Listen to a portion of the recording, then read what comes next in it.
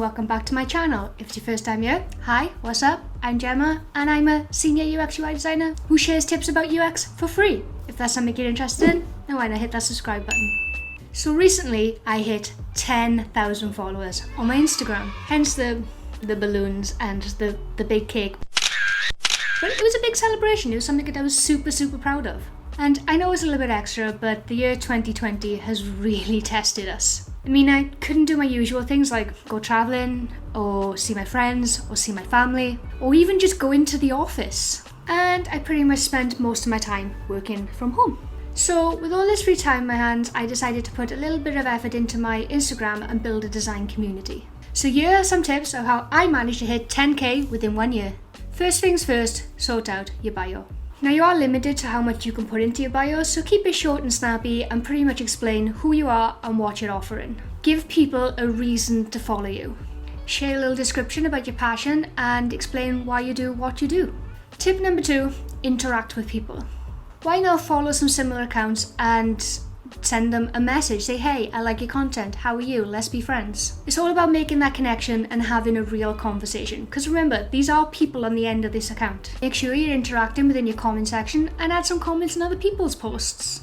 The more you chat with other people, the more likely they're going to interact with your content, and maybe give it a share or like or comment and anything else that can do to really drive your engagement. Each post that you're posting, you should roughly have about 30 hashtags connected to that post. And remember, don't add in hashtags which are totally unrelated to your posts. Instagram does have an algorithm, and I'm not going to say that I know how this algorithm works because I actually don't, but what I do know is if you add in hashtags which are not related to your post, then the algorithm picks up on that and it will not show those posts in that hashtag. So it's kind of pointless and you're wasting some space where you could actually use hashtags which are related to your post. So if your post is about UX design, tag it UX design, UX, user experience. That's 3 hashtags what you can use to relate to your post. Using hashtags will not only show your content to your followers, but it will show your content to other people who are not currently following you, as they could be following a certain hashtag. So they could be following the UX hashtag, and if you tag your post with UX and it's related to UX, then hopefully it should show up in the UX hashtag. Collaborations, and specifically I would say Instagram Live. Instagram Live is actually really scary. I mean, you're live, you're broadcasting live to the world.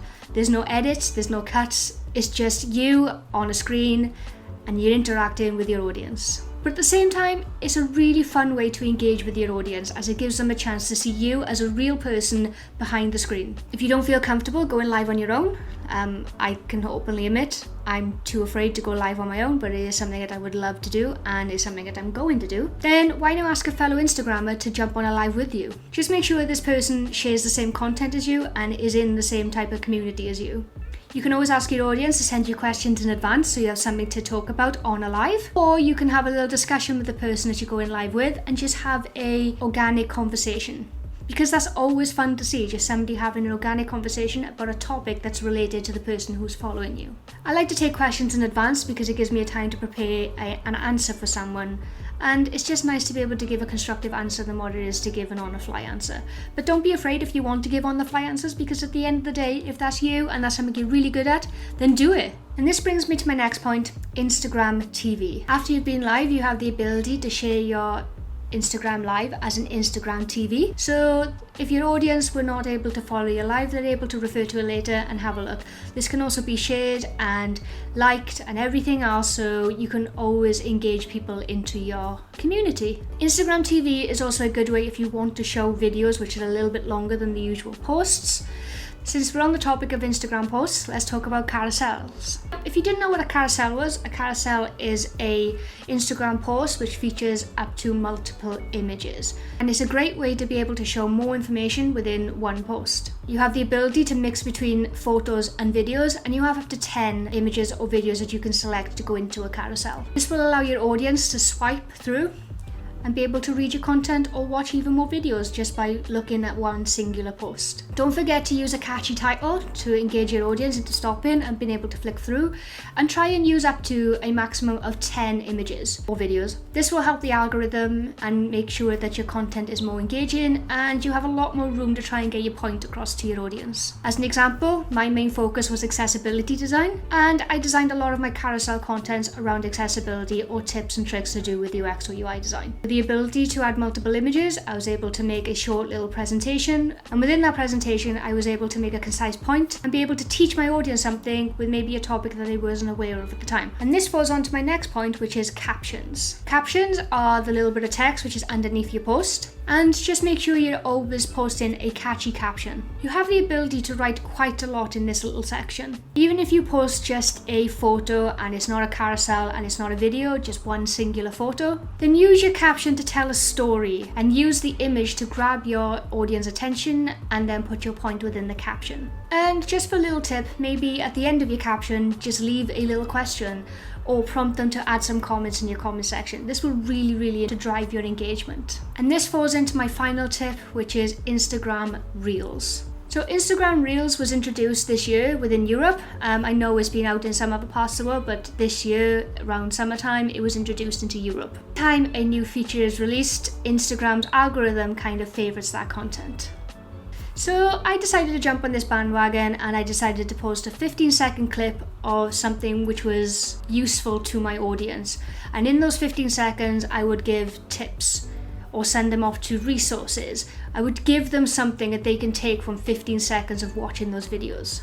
So when this feature was released, I watched my followers increase from 3,000 to 10,000 within 10 weeks. Yeah, 10 weeks just by posting Reels. In the maximum of 10 weeks, I gained up to 7,000 followers. And to be honest, I would say that Reels was the engagement for me, and that is what actually gave me my following.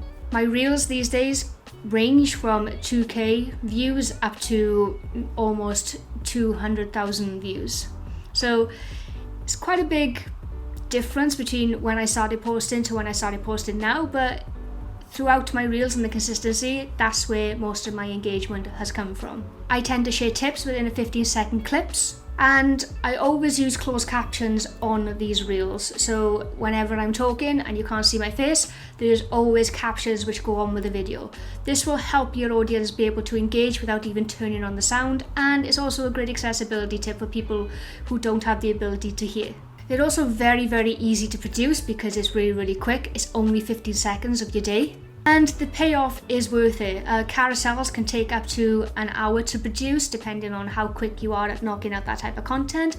But with a Reel, it literally takes about maybe 20 minutes at the most to create a Reel of 15 seconds.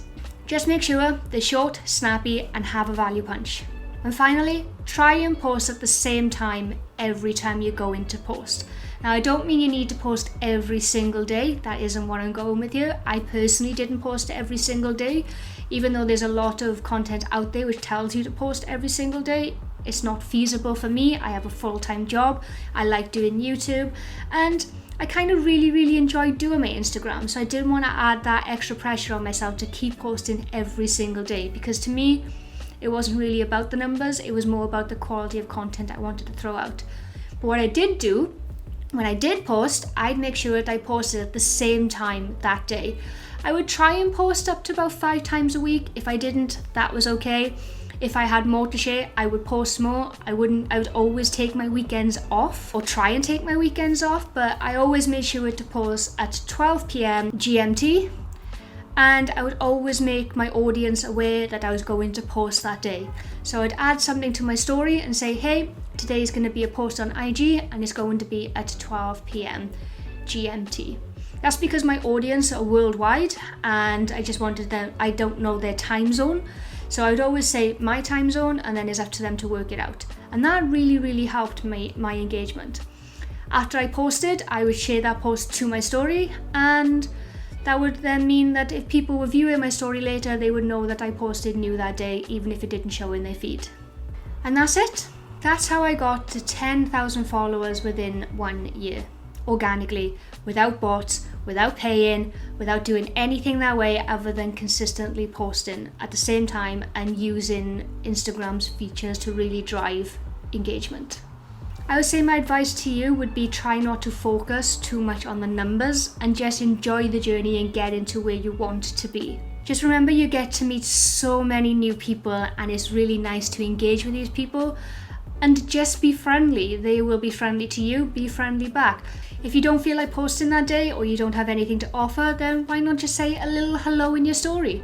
Get your audience to engage with you, do a Q&A session, ask some questions, just do some polls of yes and no. There's so many ways that you can actually engage with your audience without even actually having to put out a post that day. So just remember there are other ways or means that you can engage with your audience. I hope this video has given you some valuable tips, and if there's anything that I missed, then please let me know in the comments below. It's always nice to talk to you guys, and it's always nice to get some feedback on these type of videos. And that's the end of the video. So if you like this type of content, why not like and subscribe and get notified every time I upload a new video. If you want to follow me over on Instagram, you can do so here. And until next time, bye.